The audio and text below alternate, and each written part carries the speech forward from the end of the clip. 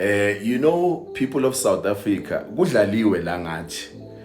Kudlaliwe ka bona la. Listen to what uSecretary General of the ANC Fikile Mbalula loku sharp azama ukukusho ukuthi kulama shutdown aplaniwa we17 zaka November nale ezoba khona iwomen shutdown ye21 mazingayenzeki. Why? Because of kuzobe kunabavakashi abeza for iG20 abavakashi babo, because of also kubalekile ukuthi sikusho lokhu ukuthi abavakashi babo enethina angeke kusize nga next le mihlangano lena. In fact, it's part of eminye imihlangano emosha imali nje, but uthi lokazama ukukusho ukuthi no, because of kune picture ekukuthi abavakashi babo banayo ngeSouth Africa nendlela ekukuthi ipicture le baphe abavakashi babo ukuthi no eSouth Africa zonke izinto zihamba kahle. Therefore we must not have those marches ezifana nama marches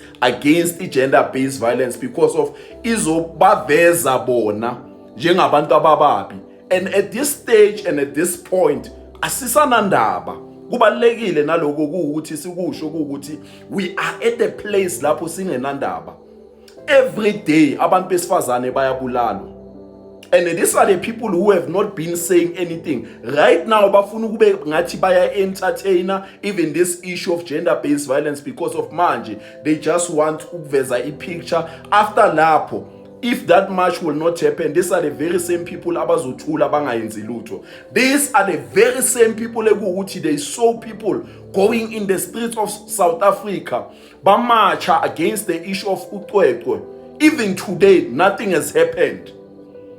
So bantu base South Africa asiyekeni ukuvumelwa ukudlalwa yilabantu laba, ukudlalwa abantu abafana nabo Fikile Mbalula, ukudlalwa abantu abafana nabo babu Cyril Ramaphosa.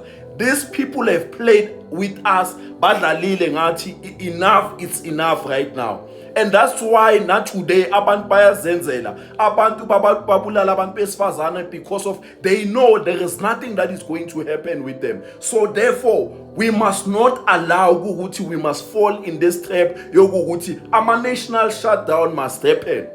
Enough is enough. The people of South Africa have been suffering for too long right now, and we have been sitting and we have been misled and we have been told stories after stories, stories after stories. Now it's worse because of now abantu besifazane almost every day umuntu wesifazane uyabulalwa. So therefore we must never entertain noma yini ephuma emlomeni wa Secretary General called uFikile Mbalula. If there's ever been a time where people of South Africa must unite under one banner, it's now. If there's ever been a time whereby as South Africans we must be at the place lapho city makwamele basipophe mabasipophe, makumele basibulale mabasibulale. Because anyway we are already dead. Sife sihamba because of our government has failed us. Our government is failing abantu besifazane abase South Africa.